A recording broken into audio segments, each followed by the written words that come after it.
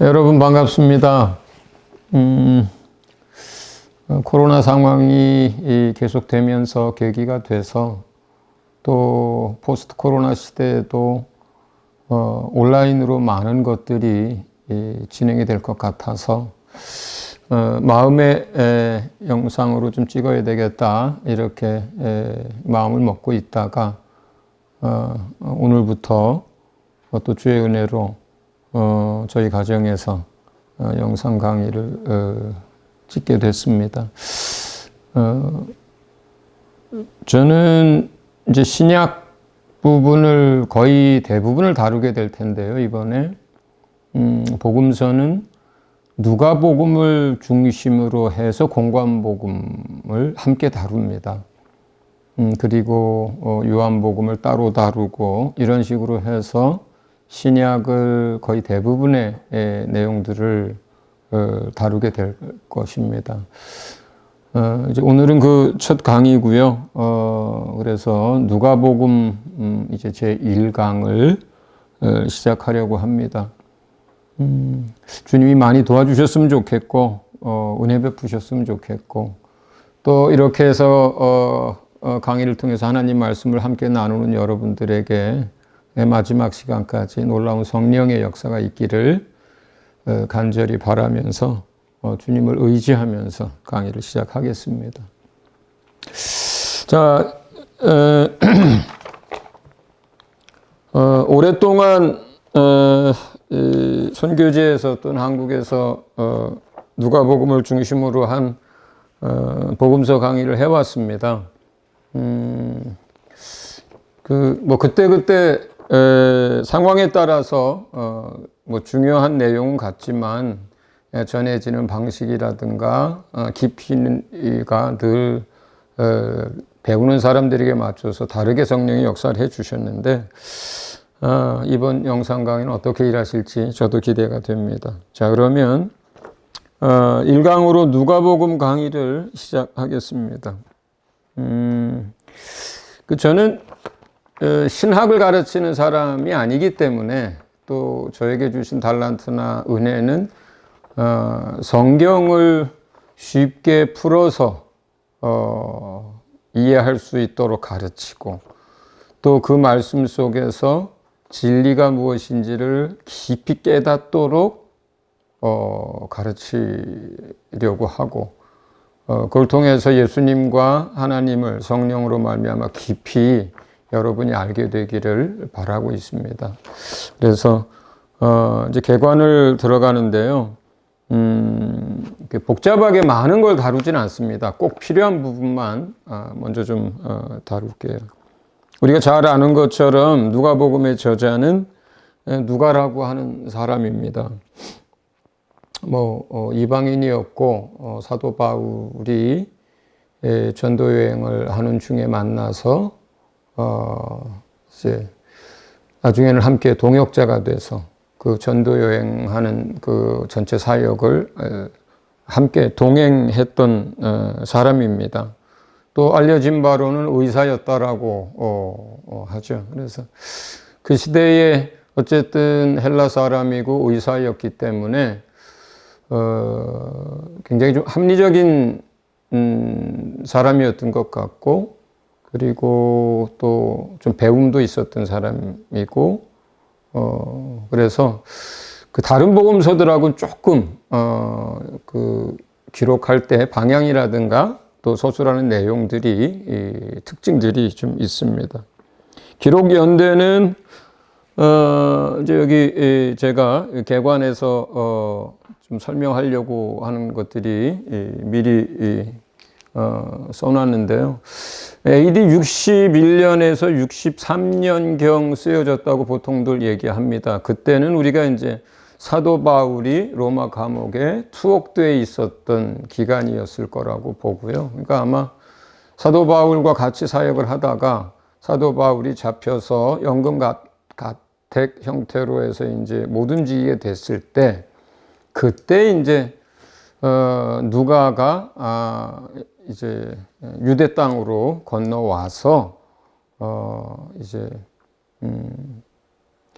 보면은 뭘 했냐면은 유대 땅에 와서 모든 일들을 하나하나 마치 기자가 사건 취재하듯이 그걸 취재를 해서 이제 기록한 게 이제 누가복음입니다.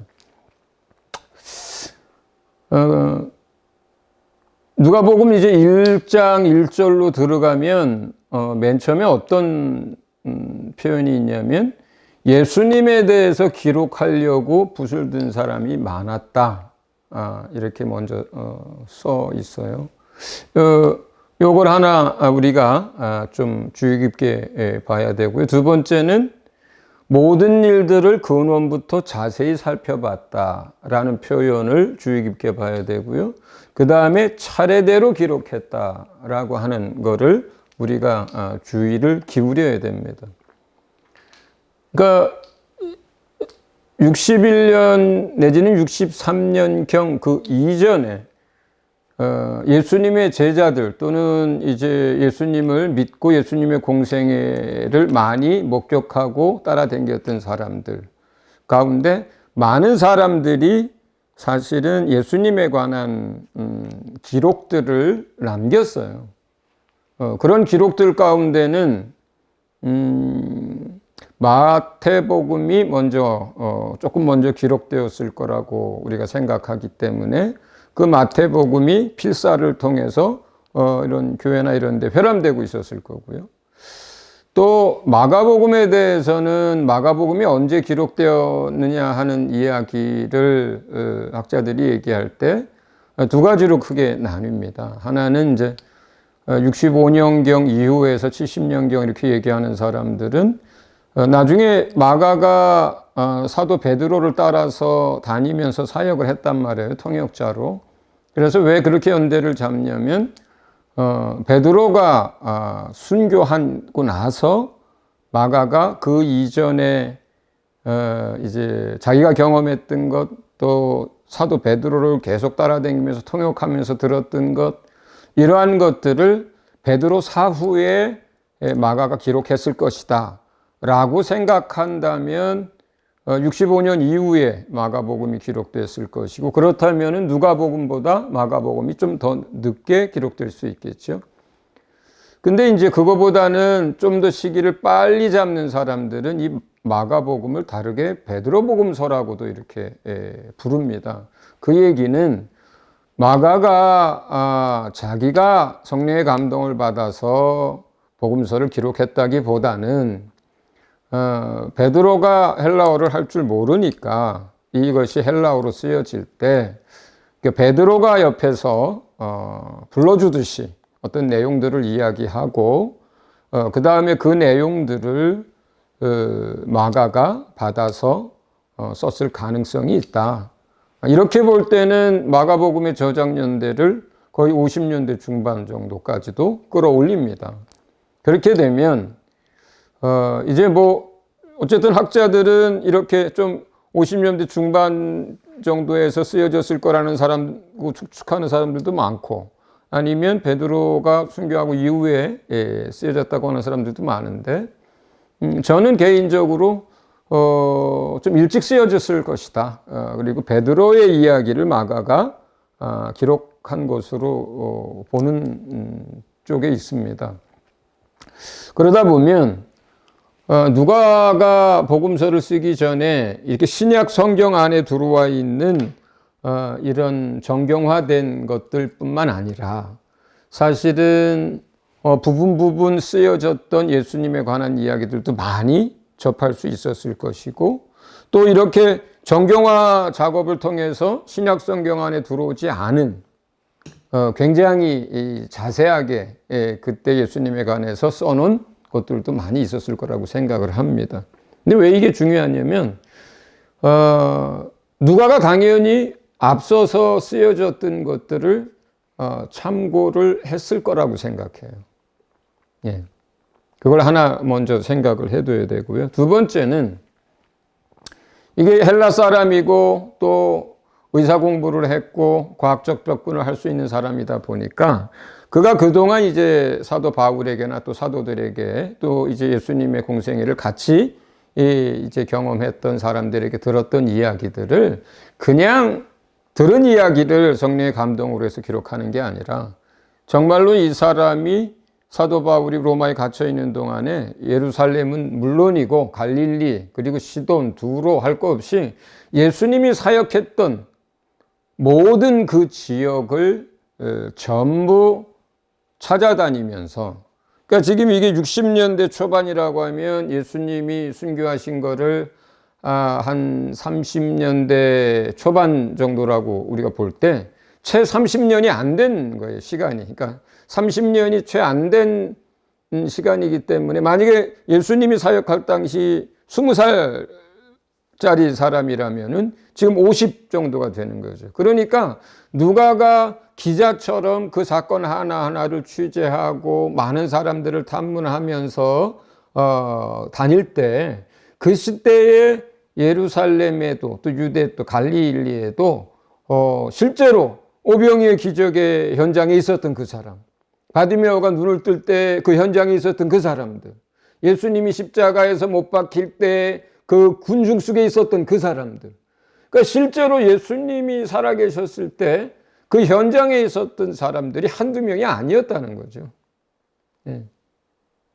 그러니까 AD 70년에 이스라엘이 멸망을 해서 많은 사람들이 죽고 흩어지기 한참 전이었기 때문에 뭐 농경사회나 그런 유목민 사회의 그 시대에 뭐 이렇게 오늘날처럼 많은 이동들을 하는 시대는 아니었으니까 제 생각에는 여리고에 살고 있었던 사람들의 대다수는 여전히 여리고에서 살고 있었을 거라고요.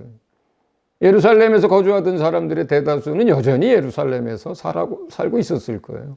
다만 젊었던 사람이 이제 중년의 나이가 됐거나 어렸던 사람이 어른이 됐거나 이런 것이죠. 그러니까 실제로 누가가 그 지역을 마을을 찾아가서 이제 예수님에 관한 이야기를 묻고 할 때 우리가 상상해 보면 나도 그때 그 자리에 있었다고, 이런 사람이 한둘이 아니었을 거란 말이에요.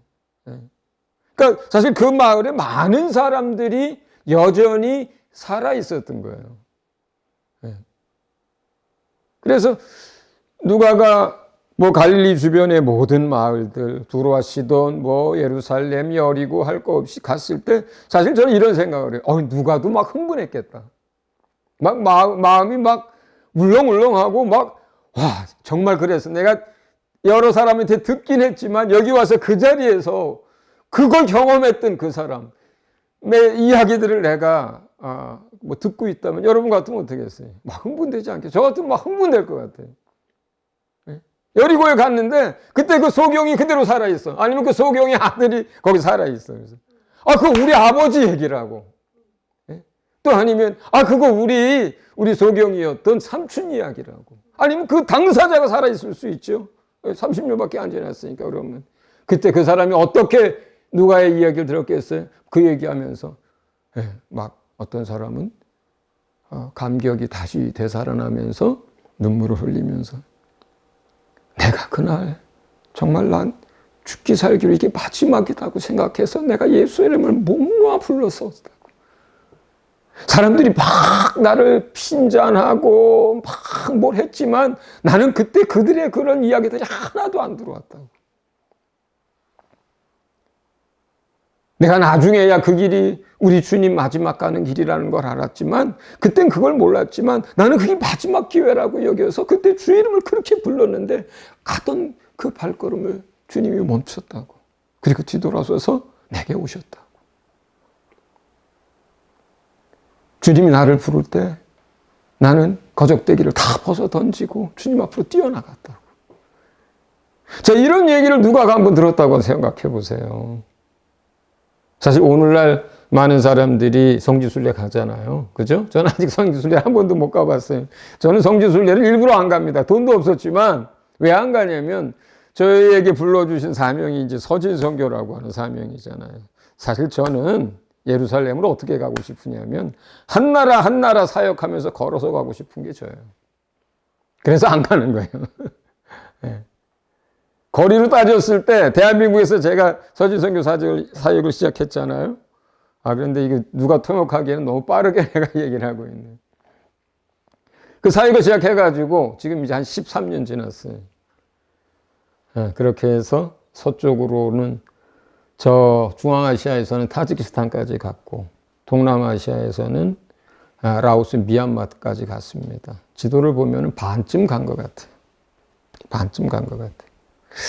그래서 앞으로 한 15년 더 사역할 수 있다면 걸어서 예루살렘을 갈 수 있지 않을까 이렇게 소원해 봅니다. 그런데 사람들이 성지순례에 가면은 막 감동이 일어난대요. 성령의 충만함도 받고 어떤 사람은 은혜를 많이 받고 오시더라고요. 그러니까 우리가 성경에서 보고 들었던 그 예수님이 거니시던 바닷가 이렇게만 생각해도 막 감동이 밀려온다 그러더라고요. 그런데 누가는 어땠겠어요, 사실은. 사실 그냥 냉랭한 가슴으로 기자들이 뭘 취재하는 거랑은 전혀 달랐을 거라고 생각해요. 그래서 누가가 쭉 취재하면서 사실 누가도 너무너무 기뻤을 것이고 너무너무 성령 충만했을 것이고 좋았을 거예요. 그리고 얼마나 큰 믿음의 확신이 생겼겠어요. 내가 듣고 밀었던 그 이야기들에 대해서 그 당사자들을 만날 때, 그곳을 지나갈 때, 그 들판에 서 있을 때. 누가는 이렇게 예수님 3년간의 그 공생의 기간들을 하나씩 돌아보고 그때 그 사람들을 만나면서 그것을 꼼꼼히 기록을 합니다. 저희는 이방인들이잖아요. 저희가 사실 누가복음을 읽으면서 그 어떤 다른 복음서보다 훨씬 더 이해가 쉬워지는 이유가 그래서 그래요. 그러니까 이 복음서 자체가 이방인을 염두에 두고 쓴 복음서이기도 하지만 실제로 하나하나 기자처럼 그것을 탐문하고 사람들의 이야기를 듣고 기록하면서 적었기 때문에 우리가 머리와 이성과 상식과 이런 걸 가지고 사는 사람들이 누가복음을 대했을 때 그게 우리 안에 훨씬 더 깊이 와닿는 이유가 되는 거죠. 자, 그래서 모든 일을 근원부터 자세히 살펴보고 기록했다. 그리고 중요한 것, 다섯 번째, 차례대로 기록했다는 것이 굉장히 중요합니다. 우리가 문단으로 성경을 보고 그 문단 속에서만 뭔가를 들을 때는 이 차례라는 게 큰 의미가 없을 수 있어요. 그런데 우리가 예수님 자체에 대해서 인격적으로 만나고 예수님의 삶을 이해해 가다 보면 이게 어떤 시점에서 어느 정도 상황에서 이 일이 있었고 하는 이것이 예수님을 이해하는데 굉장히 중요해요. 시점이. 예수님의 마음을 이해하는데 굉장히 중요합니다. 예수님이 왜 이 시점부터 이렇게 행동하실까를 이해하는데도 굉장히 중요해요. 그래서 예수님의 공생애를 이제 이렇게 파노라마처럼 이렇게 만약에 펼쳐놓는다면 우리가 요령이 있어요. 그 첫 번째 요령은 요한복음을 참고를 해서 요한복음에는 6월절이 3번이 나와요. 그러니까 그 6월절 1번, 2번, 3번 이게 마지막 6월절이 되겠죠. 이때가 이제 십자가 사건이 생기는 거예요. 이렇게 해서 요 앞에서부터 이제 공생애를 시작하다 첫 번째 6월절, 두 번째 6월절, 세 번째 6월절 이렇게 해서 3년이거든요.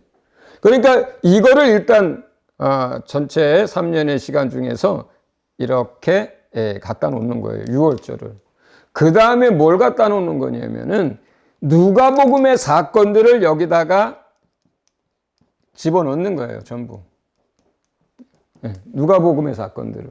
그 다음에 이제 요한복음, 마가복음, 마태복음의 사건들이 나오죠. 그런데 이 누가복음에 기록된 것들하고 굉장히 많이 중첩이 돼요.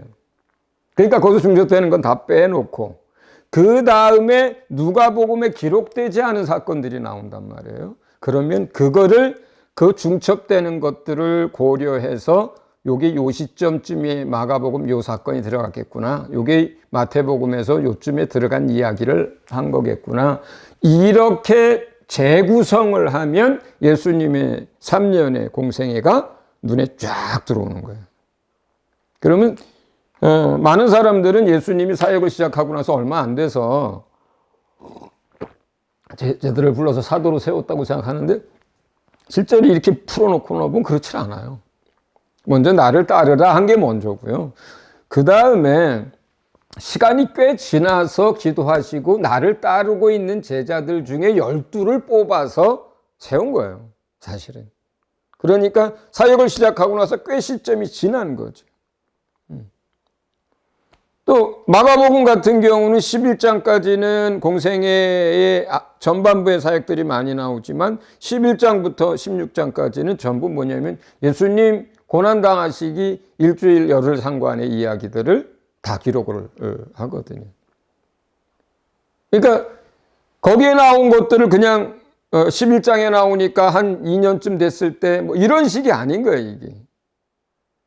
그래서 나는 어느 시점부터 예수님이 제자들만 특별히 더 많이 챙기고 그들과 시간을 더 같이 하려고 했는지.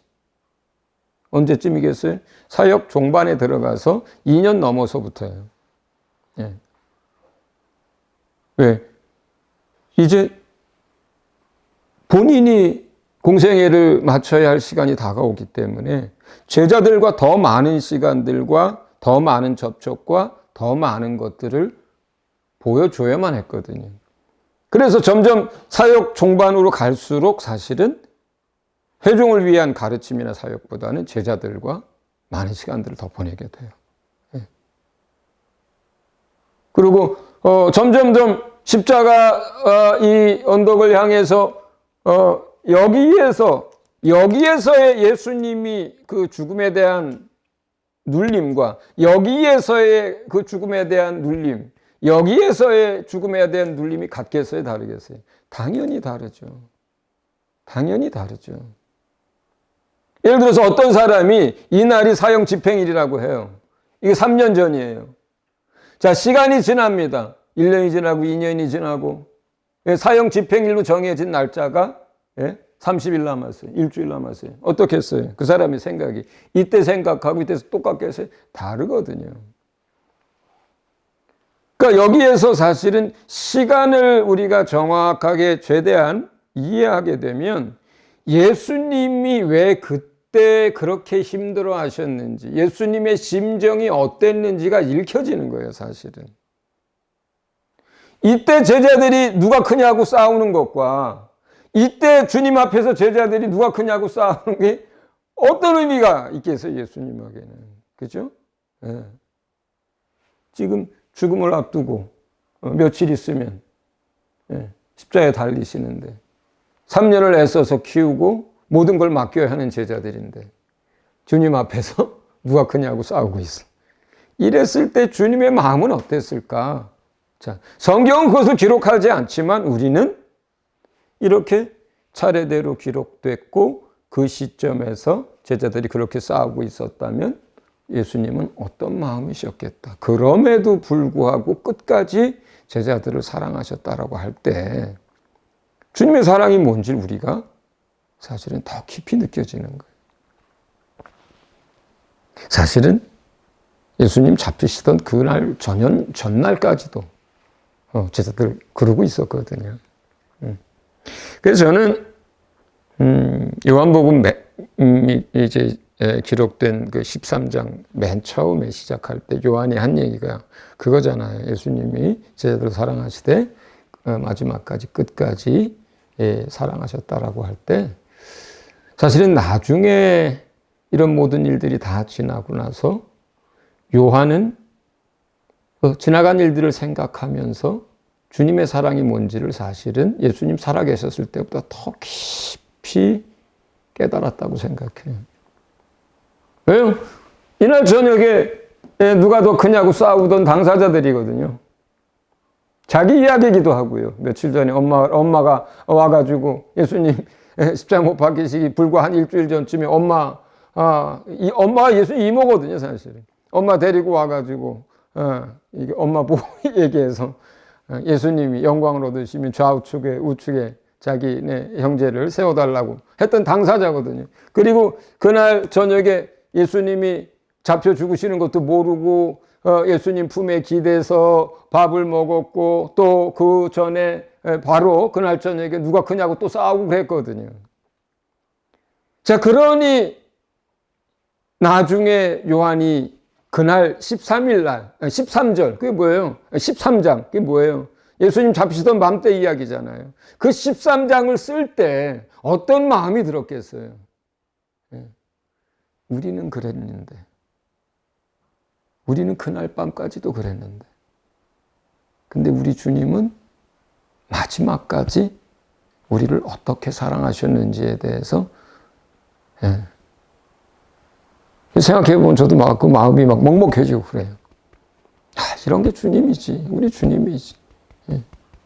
그리고 사실은 그런 사랑을 받고 저도 하나님의 사람이 돼서 이렇게 일을 하지만 어제도 그제도 실수하고 또 허물이 있고 그럴 때마다 생각을 해봅니다. 우리 주님이 어떤 분인가? 이제 이러한 사실 성경을 읽고 배울 때 정말 중요한 마지막 단계는 뭐냐면요. 성경의 어떤 것들을 이해하고 깨닫는 것보다 더 마지막 단계는 그 속에서 그냥 주님을 만나는 거예요, 인격적으로. 주님을 만나는 거예요. 사실 저는 요즘 이제 누가복음을 이제 저희 교회에서 요즘 그 본문 말씀이 계속 누가복음이잖아요. 사실 누가복음을 요즘 제가 읽고 있거든요. 근데 사실 요즘 읽으면서 매 문단마다 주님하고 얘기를 해요. 주님, 이 여자가 찾아왔을 때 많은 군중들 속에서 주의 옷자락이라도 만지면 낫겠다고 하고 그렇게 비집고 들어오고 그랬을 때 그리고 누가 내 옷을 만졌느냐고 해서 그 여자가 주님 앞에 무릎 꿇고 그 얘기할 때 주님 어떤 마음이셨어요? 어떤 기분이셨어요, 주님? 그러니까 문단 거기에 있었던 이야기들을 내가 읽으면서 주님하고 그런 얘기들을 해요. 성경 읽으면서. 제자들이 이렇게 얘기할 때 주님 그때 어떤 마음이셨어요? 그러니까 성경을 통해서 결국은 우리는 말씀이신 예수님을 인격적으로 깊이 만나가는 거거든요. 그런데 여기서 이 차례대로 기록한 누가의 복음서 덕택에 우리가 더 정확하게 그런 걸 알게 됩니다. 그 다음에 수신자는 데오빌로 가카라고 써져 있는데 이게 이제 실존 인물일 수도 있고 가상의 인물일 수도 있어요. 이 시대는 어쨌든 이제 핍박이 이미 시작됐던 시대이고 그래서 이게 전체 뭐 다른 서신서들도 그렇지만 사실은 이게 편지의 형식을 갖추었거든요. 그러니까 예를 들어서 어떤 사람이 또 이게 24장이나 되고 분량이 많잖아요. 두루마리가 많을 거란 말이에요. 이걸 뭐 가지고 다니다가 뭐 검문에 걸렸어. 그런데 이게 뭔가 하고 하는데 그 총독에 보낸 편지입니다. 뭐 줘봐. 이렇게 했는데 일단 맨 첫 구절에 이제 뭐 총독인 데오빌로 가카에게 뭐 이런저런 이거 맞네. 이렇게 어떤 위험성 때문에 어떤 가상의 인물을 이제 수신자로 해서 편시 형식으로 썼을 가능성이 하나 있고, 그래서 그런 면에서는 가상의 인물일 수 있고, 또 하나는 뭐 실존 인물일 수도 있어요. 그러나 중요한 것은 이건 어느 한 사람에게 편지를 쓰려고 한 게 아니죠. 여러분 같으면 예수님에 대한 이야기를 어떤 총독이 궁금해할까봐 편지를 쓸 때 몇 년에 걸쳐서 탐문하듯이 기자 생활하듯이 해서 몇 년을 그 시간을 써가지고 그걸 다 기록하고 그걸 순서대로 다 배열한 다음에 그거를 편지로 써서 누구에게 보내지는 않잖아요. 처음부터 뭘 의도했던 거예요? 그때 마태복음도 있었고 마가복음도 있었지만 마태복음 어때요? 유대 사람들을 대상으로 해서 썼단 말이에요. 그래서 유대 종교적 배경을 갖지가 않은 그런 문화나 그런 역사 속에 있는 민족들에게는 어려운 구절이 너무 많은 거예요, 이게. 유대인들은 쉽게 이해가 되는 거지만 이방인들은 유대 종교적 배경이 없는 사람들에게는 이게 무슨 소리야? 마가복음 어때요? 16장까지 많은 사건이 기록되어 있지만 어때요? 아주 짧게 기록이 되어 있거든요. 자세하게 내용이 기록이 안 돼 있어요. 누가 죽는 사람이 고쳐졌다야, 그냥. 누가 눈을 떴다야. 귀신이 나갔다야. 그리고 곧 즉시. 이렇게 모든 것들이 진행이 된단 말이에요. 충분하지가 않은 거예요, 설명이. 그러니까 누가는 사실은 처음부터 자세히 기록할 생각을 했고, 그리고 여기도 이제 7번째 나오지만 이방인들이 듣고 읽었을 때 깊이 자세하게 이해할 수 있도록 처음부터 계획을, 목적을 그렇게 세웠고, 주님이 그런 마음을 주셨기 때문에 이걸 기록했단 말이죠. 그런 과정을 통해서 기록했단 말이죠. 그러니까 이게 어떤 총독 한 사람한테 그냥 예수에 관한 얘기를 그냥 기록해서 한 거다, 이렇게 우리가 생각할 수 없는 거예요. 그런데 수신자가 데오빌로 각하로 돼 있으니까, 그래서 가상의 인물일 수 있다. 그 다음에 또 그냥 그 당시에 어느 지역의 총독으로서 데오빌로라는 사람이 있고, 그 사람이 예수를 믿었거나 아니면 믿고 싶어 하거나 궁금해하는 어떤 총독이 하나 있었다. 그러면 그냥 그 총독 이름을 가져다가 쓴 거죠. 그래서 실존의 인물일 수도 있고 가상의 인물일 수도 있다. 그러나 더 중요한 건 뭐겠습니까? 7번째예요. 결국 이거는 누가가 자기 자신도 이방인이었기 때문에 이방인의 입장에서 이방인들의 사고 체계와 문화와 이런 거, 그 배경을 염두에 두고 그들이 충분하게 예수님에 대해서 들을 수 있도록 이제 이방인을 위해서 기록하게 된 거죠. 그래서 누가복음은 한 장이 어떤 복음서에 비해서도 그러니까 챕터 수로는 24장이지만 실제로 분량으로는 제일 많아요. 어떤 한 가지를 자세히 기록하거든요. 자, 누가복음에 대한 개관은 저는 이 정도면 될 것 같습니다. 그래서 그런 정도에서 여러분이 누가복음을 이제 읽기 시작하면 될 것 같습니다. 자, 잠깐만 좀 지우고 두 번째 주제로 넘어가도록 하겠습니다. 두 번째 주제는 세례 요한의 출생과 사역에 관한 것입니다. 세례 요한의 출생과 사역. 자, 우선 세례 요한의 출생과 관련해서 첫 번째는 어머니 아버지 둘 다 제사장 가문이었어요. 사가랴도 그렇고 그 어머니 아버지 둘 다 제사장 가문이었죠. 제사장 가문에서 태어납니다. 두 번째는 그 잉태와 탄생에 대한 이제 신비가 좀 있죠. 이 사람에게는. 자, 우선 첫 번째는 그 나이가 많아서 더 이상 자녀를 생산할 수 없는 그런 노부부에게서 잉태되어서 태어납니다. 또 두 번째는 아버지 사가랴가 제사장으로서 성소에서 그 직무를 행하고 있을 때 천사가 나타나서 잉태에 대한 소식을 전해주고 그것을 이제 놀라워하고 믿지 못했을 때 벙어리가 되는 일들이 생깁니다. 그런데 요 일들이 어디 산속에서 혼자 있을 때 일어나서 전해진 게 아니라 이렇게 된 이 모든 요 일들이 일어났을 때 성소 바깥에 뜰에서 다른 제사장들도 많이 있었고 제사 드리러 나온 많은 사람들이 그 시간 밖에 있었어요. 그리고 들어갈 때 멀쩡하게 말하던 사람이 그 일을 마치고 성막에서 나와가지고는 말을 못하는 거예요. 그러면서 사람들이 성소 안에서 뭔 일이 있었나 보다. 사람들이 이제 이런 이제 생각들을 하게 됐고, 또 요한이 이제 태어났을 때 이름을 짓는 일과 관련해서 사가랴가 이제 아내의 이야기대로 요한이라 짓자 할 때 그 벙어리가 됐던 사람이 말문이 트여서 말을 하기 시작한단 말이에요.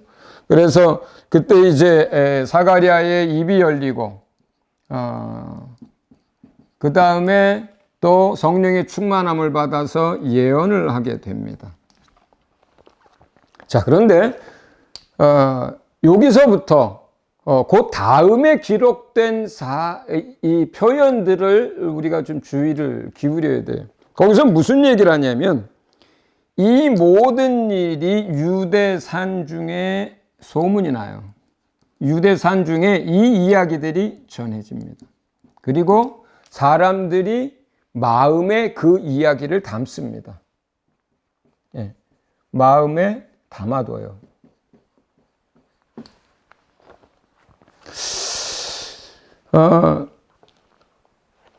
보세요.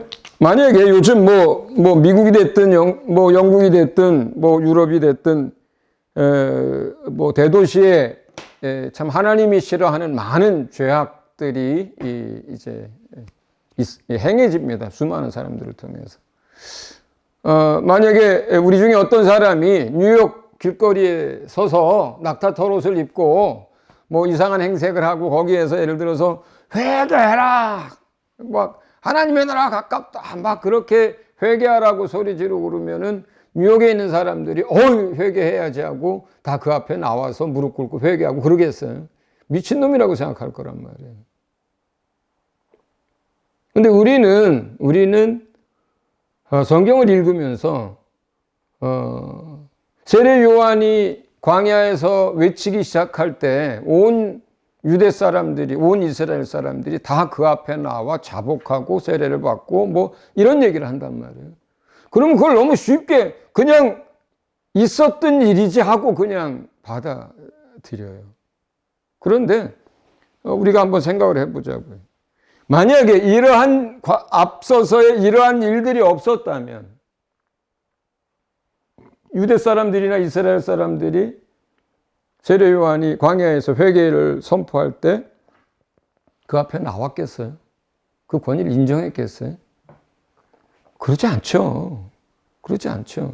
누가 그렇게 하겠어요? 그리고 이 세례 요한이 어느 정도 나이가 들어서 청소년 정도 될 때부터 굉장히 기이한 삶을 살아요. 예, 빈들에서 혼자 있습니다. 아마 이때 우리가 추측하기에는 그 당시 이제 동굴이나 산속의 공동체 생활하던 SNF파의 영향도 아마 조금 받았을 거라고 보통 생각을 하죠. 빈들에 있고 거기다가 마치 엘리야를 연상케 하듯이 낙타 털옷, 그 참 거칠잖아요. 낙타 털옷을 입고 살죠. 거기다가 먹는 거는 어때요? 메뚜기와 석청을 먹습니다.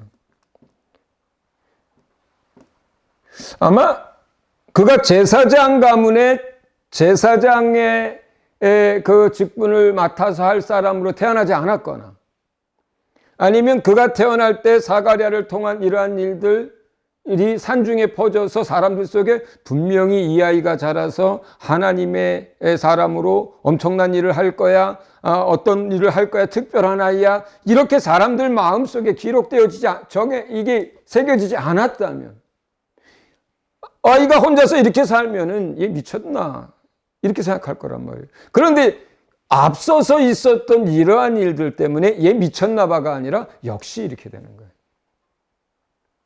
달라. 역시 뭐가 달라.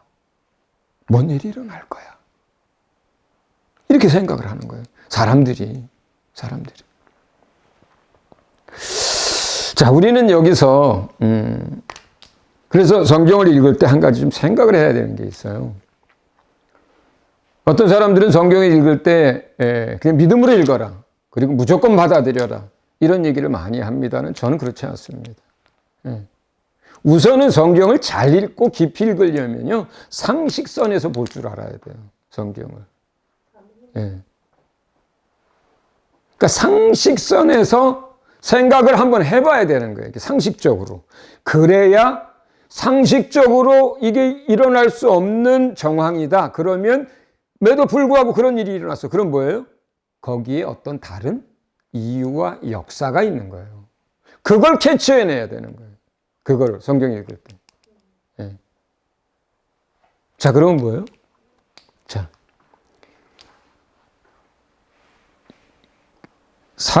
이 세례 요한이 광야에서 예수님을 위한 사역을 할 수 있도록 이 앞서 일어난 이 모든 것들은 뭐예요? 하나님의 각본과 연출에 의한 거예요. 예. 이 하나님이 각본을 쓰시고요. 하나님이 이거 연출한 거예요. 아니, 뭐 천사를 맨날 본 것도 아니고 처음 봤는데 성소에서, 그것도 성소, 거룩한 성소에서 이러다 말고 갑자기 성소에서 천사를 봤는데 얼마나 놀랬겠어요. 아, 그런데 그 뭐 아들이 있으리란 얘기 조금 의심도 할 수 있지. 그렇다고 무슨 벙어리를 만들어. 그렇지 않아요? 네. 뭐 일부러 만든 거예요. 일부러 만든 거예요. 일부러 그렇게 하신 거예요, 하나님이. 그 다음에 아이 꼭 뭐 제사장 가문에서만 하나님의 일꾼이 나와? 그렇지 않잖아요. 그런데 왜요? 엄마, 아버지가 다 제사장 가문이에요. 사람들에게 받아들여질 수 있는 가문을 택한 거예요. 일부러. 그 다음에 왜 말문이 하필 그날 열릴까요? 예? 할례 주는 날? 할례하는 날은 우리나라로 치자면 옛날에 100일이라 돌 같은 거예요. 그 사람들에게. 일가 친척들이 다 축하하기 위해서 모이는 날입니다. 그러면 그 산 중에 동네 옆 동네까지 해서 다들 축하하러 왔겠죠. 근데 그 축하하러 온 일가 친척들에게서 제일 많은 부류는 누구겠어요? 제사장 가문. 처가도 제사장 가문, 신랑도 제사장 가문. 그러면 뭐예요? 많은 친척들 가운데 굉장히 많은 사람들이 사실 또 제사장들이었을 거라고요. 그렇잖아요. 그리고 이게 우리도 뭐 100일이다 그러면 서울에서도 친척 오고 뭐 저 포천에서도 오고 그러잖아요. 돌이다 그러면. 친척끼리는. 산중에서 온 거예요. 그래가지고 뭐 그날 다 모였던 그 자리에서 가장 중요한 이슈가 됐던 이름 짓는 그때의 말이 터진 거예요. 제가 볼 때 이것은 하나님의 각본이에요. 하나님이 연출하신 거예요, 그거는. 사람들이 현장에서 보게 한 거예요. 예. 성소에서 나올 때 그 뜰에서 사람들이 보게 한 거예요. 거기도 제사장들도 많이 있었고 일반 사람들도 있었단 말이에요. 결국 이거를 세례 요한의 인생 가운데만 적용할 수 있겠느냐는 거예요. 내가 오늘 여러분한테 하고 싶은 얘기는 여러분과 저의 인생 가운데도 전지전능하신 하나님이, 완전하신 하나님이 이렇게 우리 인생을 끌어가신다는 거예요. 그분 완전하시거든요. 그분 전능하시거든요. 예.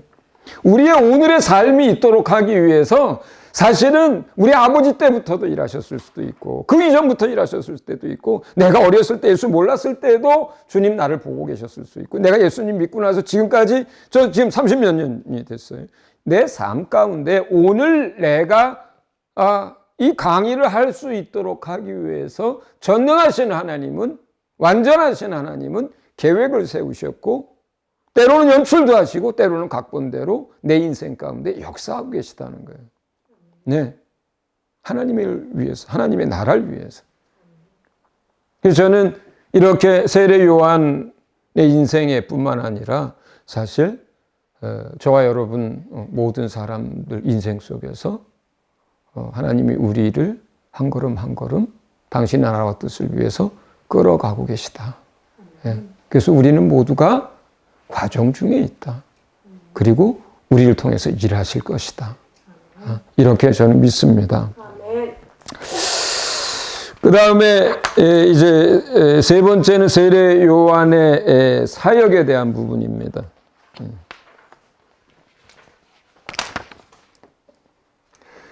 세례 요한의 사역에 대한 부분이에요. 세례 요한의 사역을 한마디로 얘기할 때는 뭐 누가복음이나 다른 복음서에도 이제 나옵니다만 1장 76절, 77절을 한번 같이 한번 좀 읽어보겠습니다. 누가복음 1장 76절, 77절입니다. 네, 제가 한번 읽겠습니다. 이 아이여 내가 지극히 높으신 이의 선지자라 일컬음을 받고 주 앞에 앞서가서 그 길을 준비하여 주의 백성에게 그 죄사함으로 말미암는 구원을 알게 하리니. 자, 여기서 두 가지 얘기를 합니다. 하나는 뒤에 오시는 메시아보다 앞서가서 뭐예요? 그가 오실 것을 준비한다. 준비하는 일. 그러니까 메시아가 오는 그 길을 준비하는 일. 예. 그 다음에 요거는 뭐 다른 형태로 이제 다른 복음서에서 많이 기록이 되어 있어요. 뭐 이렇게 막 산이 높고 낮고 막 이런 것을 평탄케 한다. 그가 오실 길을 예비한다. 여러 가지 형태로 표현되어 있지만 같은 말이에요. 그래서 메시아가 오셔서 사역을 할 수 있도록 준비시켜주는 일을 한다. 그 다음에 뭘 알게 해요? 메시아를 통한 죄사함과 구원에 대해서 알게 하는 일을 하는 게 가장 중요한 세례 요한의 사역입니다. 자, 근데 이러한 사역을 하는 사람인데, 자, 그러면 그 사역의 특징을 보면, 누가복음 16장 16절을 보면은 우리 한번 좀 같이 보겠습니다. 누가복음 16장 16절이에요.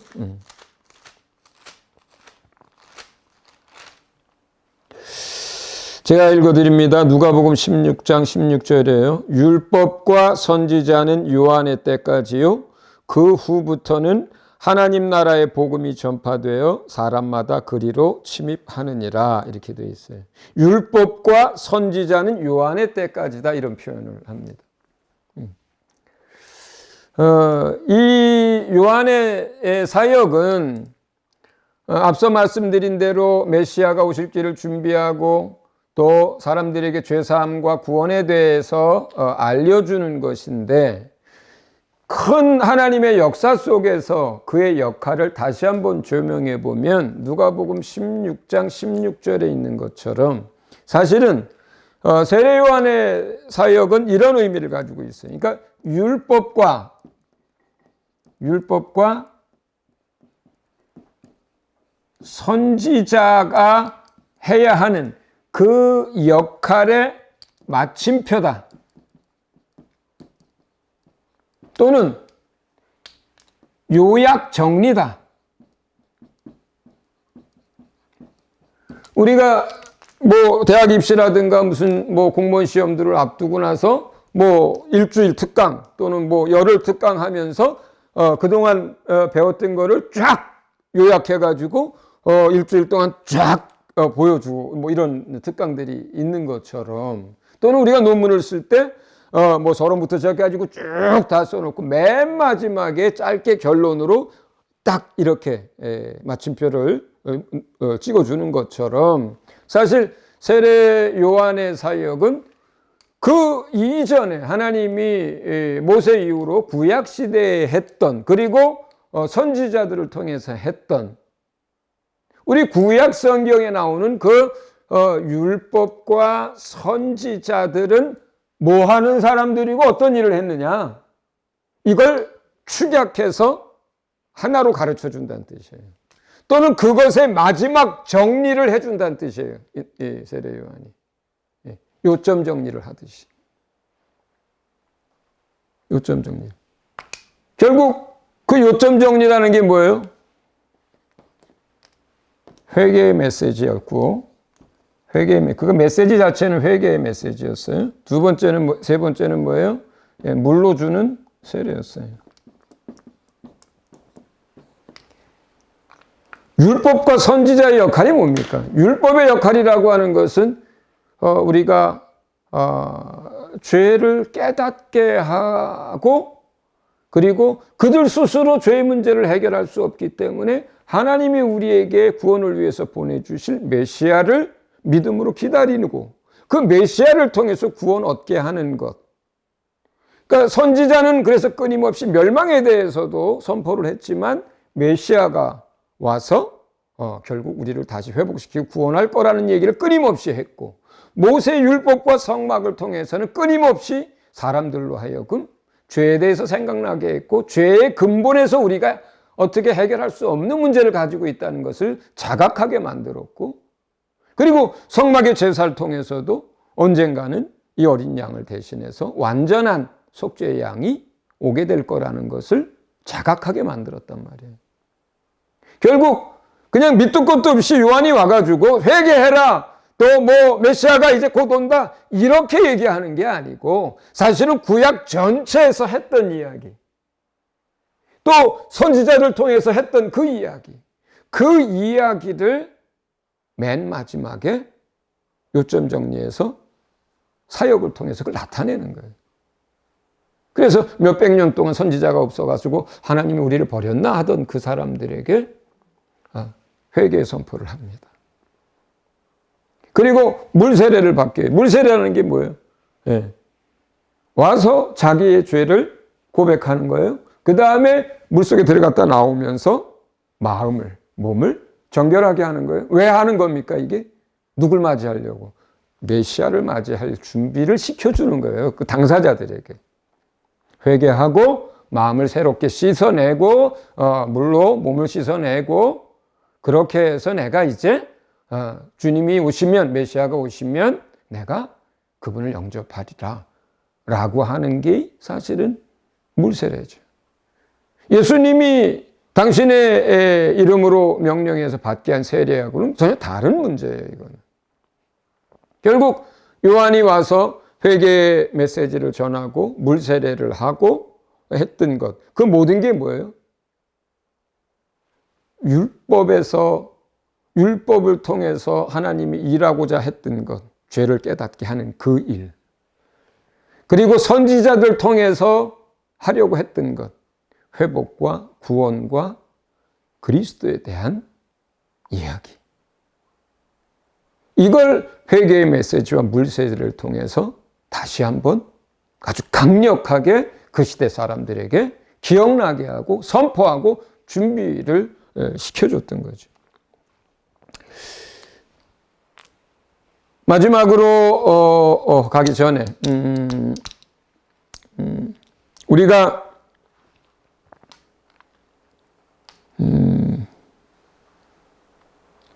복음의 일을 하면서, 그러니까 저와 여러분들이 대부분 주님 만난 사람들이거나 이 강의를 듣는 사람들은 이제 사역자가 되기를 원해서 준비하는 사람들이거나 아니면 이제 사역자의 삶을 살고 계신 분들이 많이 강의를 들을 텐데요.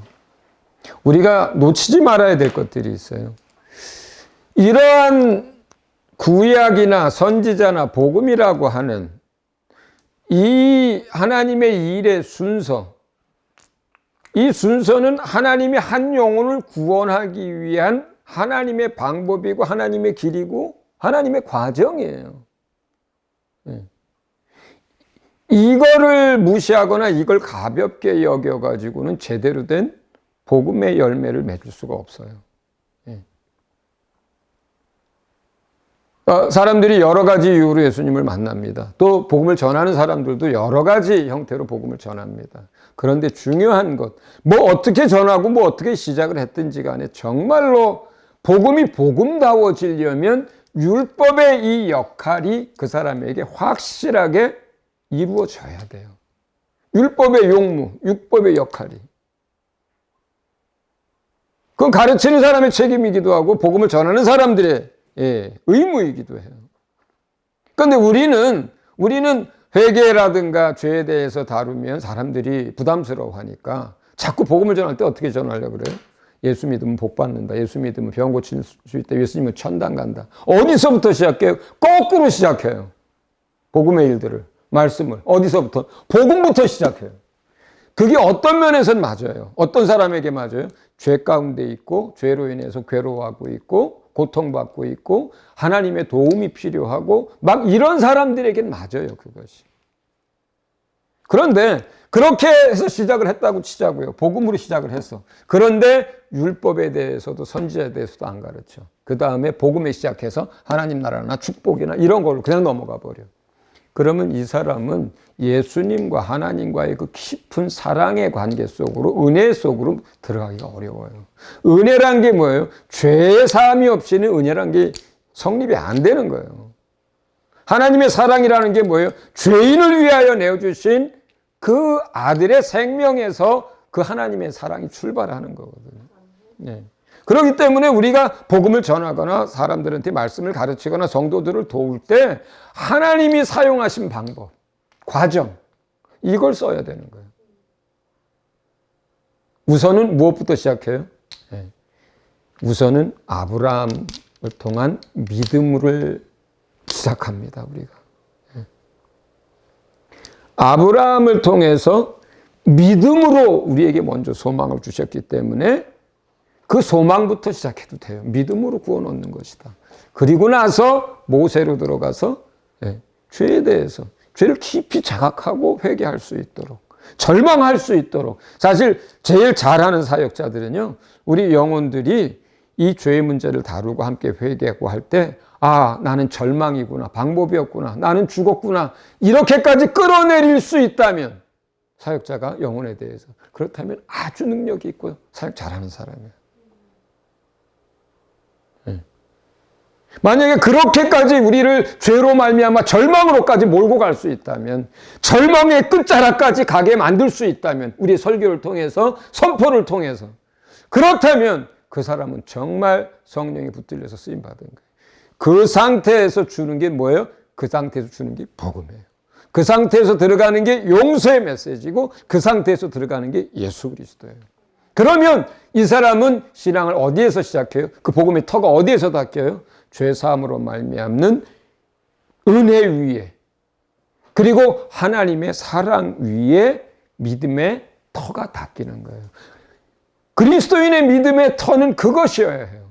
예수 그리스도의 그 십자가의 은혜와 하나님의 사랑, 그리고 그 위에서 믿음의 건축을 해나가는 거예요. 그래서 하나님이 사용하시는 이 과정들이, 그래서 우리의 사역 속에서도 철저하게 주의를 기울여서 강조하고 도와야 돼요. 예수님 자신이 공생애를 시작할 때 첫 마디가 그래서 뭐예요? 회개하고, 그죠? 회개하고, 그 다음에 뭐예요? 믿음이에요. 하나님 나라에 대한, 복음에 대한. 뭐 하는 거예요? 앞서서 율법과 선지자의 마침표로, 요점 정리로 세례 요한이 한 사역이 있고, 그 사역에 이어서 예수님의 사역이 이어지는데, 한마디로 회개하라가 뭐예요? 그 앞에 있는 사역에 대한 그 이야기예요. 회개하고, 그리고 하나님의 나라가 임했고 메시아가 임했으니까 이제 믿음으로 구원을 얻어라, 이렇게 되는 거거든. 그래서 오늘 시간의 마지막은 이제 세례 요한의 죽음에 관한 것입니다. 세례 요한의 죽음을 놓고 우리가 생각해 볼 몇 가지가 있어요. 첫 번째는 세례 요한은 자기의 역할을 다 했어요. 아주 충성스럽게 자기의 역할을 다 감당했어요. 그의 인생을 바라보면 다른 게 없어요, 사실은. 그 목적을 위해서 태어났는데 그 목적을 위해서 준비하다가 그 일만 하고 죽어요. 뭐 장가를 가요, 무슨 뭐 어디 놀러를 댕겨요, 무슨 문화생활을 해요. 혼자 살 수 있을 만한 때가 있어요. 들에서 혼자 삽니다. 먹는 게 뭐 세상에 뭐 다른 걸 먹어요. 메뚜기 먹고 석청 먹고 삽니다. 무슨 좋은 옷에서 좋은 궁궐에서 아무것도 없어요. 낙타돌 거친 옷 그거 입고 삽니다.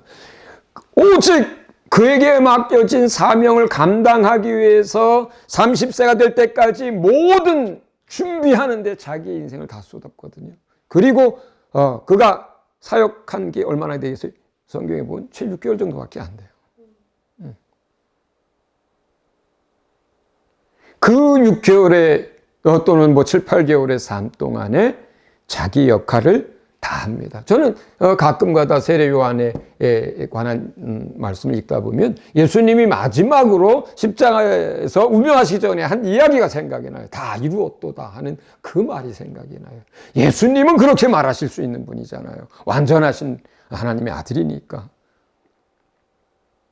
근데 세례 요한은 자기 입으로는 그렇게 얘기 안 했지만 읽는 사람의 마음 가운데 어떤 마음을 주냐면 자기를 다한 사람이다라고 하는 이런 마음을 갖게 합니다. 두 번째는 세례 요한의 인생을 보는 세상의 관점과 하나님의 관점에서 한번 세례 요한에 대해서 생각해 볼 필요가 있어요.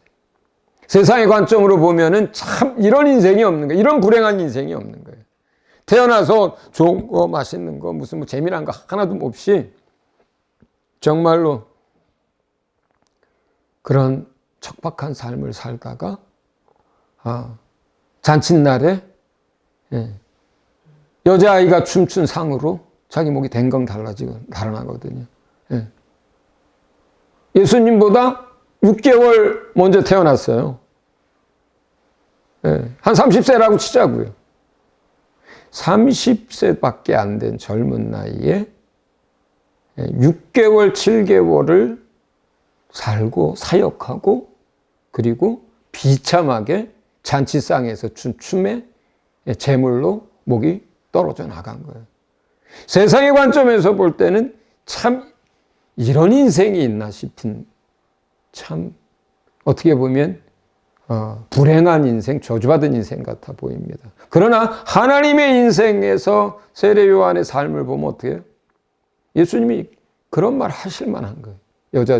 여자가 낳은 자 중에 가장 큰 자다라고 말할 만큼의 엄청난 영광을 얻게 되는 사람이에요. 자, 그러면 우리가 세례 요한의 삶을 바라보면서 저와 여러분의 앞으로의 사역자의 삶이나 그리스도인의 삶에 대해서 한번 생각해 보자고요.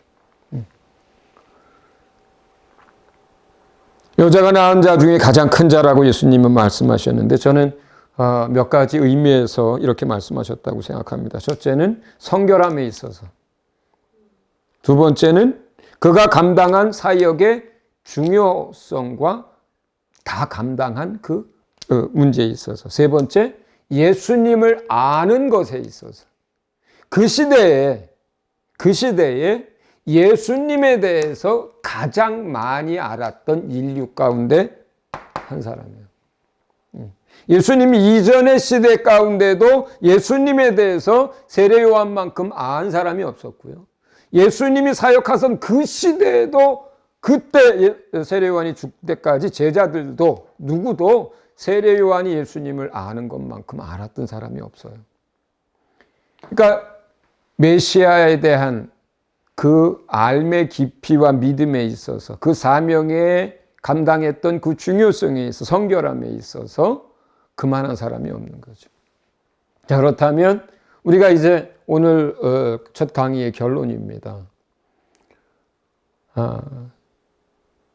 하나는 우리 인생 가운데 처음부터 끝까지 우리 인생을 계획하시고 끌어가시는 하나님의 완전하심과 전능하심에 대한 우리의 믿음. 두 번째는 우리가 우리의 인생을, 또 어떤 믿는 사람의 인생을 어떤 관점에서 볼 거냐 하는 거예요. 어떤 관점에서 볼 거냐. 사도 바울이 부유한 집안에서 태어나서 똑똑한 머리를 가지고 많은 걸 배웠고 많은 걸 소유했던 사람이지만 예수 만나는 그 시간부터 세상의 관점에서 보면 사도 바울의 인생은 망가지는 거고, 하나님의 관점에서 보면 거룩하고 큰 엄청난 사명을 감당하는 삶인 거예요.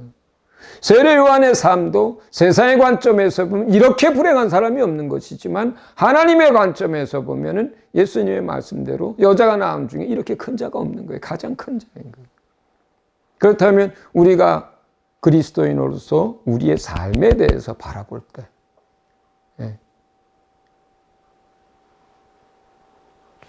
우리를 부르신 목적과 그 사명을 위해서 힘써서 힘을 다해서 준비하고, 그리고 그것이 우리에게 맡겨졌을 때 목숨을 다해서 그 일을 감당하고, 최선을 다해서 그 일을 우리가 다 이루었을 때 예수님처럼 다 이루었다는 고백도 우리가 할 수 있기를 바라고, 사도 바울처럼 내가 나의 달려갈 길 다 달려가고 싸울 걸 다 싸웠고 내 믿음을 지켰다라고 이렇게 고백할 수 있는 사람이